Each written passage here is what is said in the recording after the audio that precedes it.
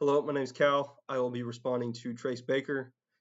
In Mr. Baker's video, he makes the claim that Ukraine should be allowed to join NATO.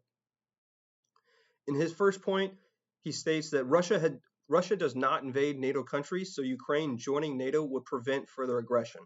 While it is true that Russia has not directly attacked NATO countries, the assumption that NATO membership automatically ensures security is debatable.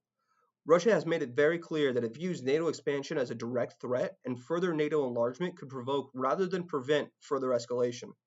Instead of deterrence, NATO expansion could push Russia into adopting a more aggressive countermeasure, increasing the risk of direct confrontation between nuclear-armed states.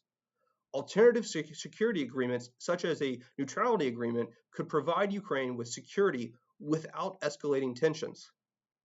Mr. Baker's second point of NATO membership will help promote democracy in Ukraine.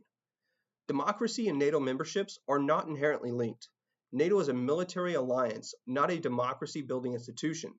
Countries like Hungary and Turkey, both NATO members, have faced significant criticism for democratic backsliding.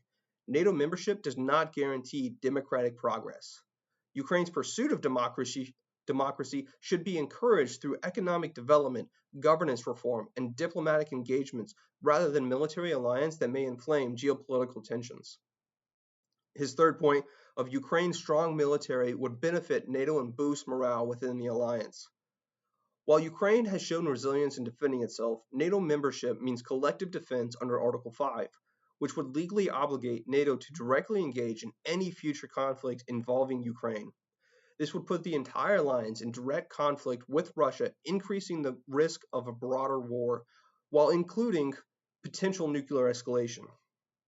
A more prudent approach would be to continue supporting Ukraine's defense efforts through military aid and training, without full NATO membership that risks dragging the entire alliance into a direct war. His fourth point of Putin has continuously shifted his justification for invading Ukraine, showing that his reason is unreliable. While Russia's justification for war has shifted, NATO expansion has been a long-standing concern for Russian leadership predating Putin. In 1990, Western diplomats did discuss NATO's non-expansion with Soviet leadership, and whether legally binding or not, Russia perceived NATO's eastward expansion as a breach of trust.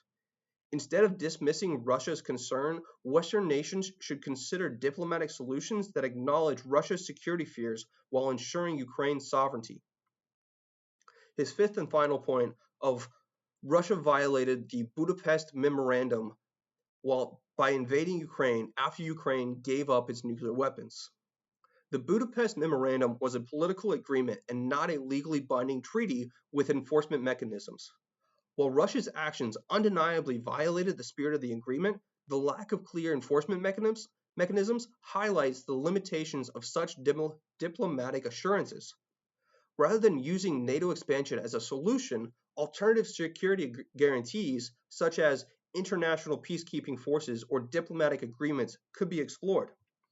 In conclusion, Ukraine's security is a legitimate concern, but NATO expansion is not the only or necessarily the best solution. A negotiated settlement that balances Ukraine's sovereignty with Russia's security concerns might be a more suitable path to stability.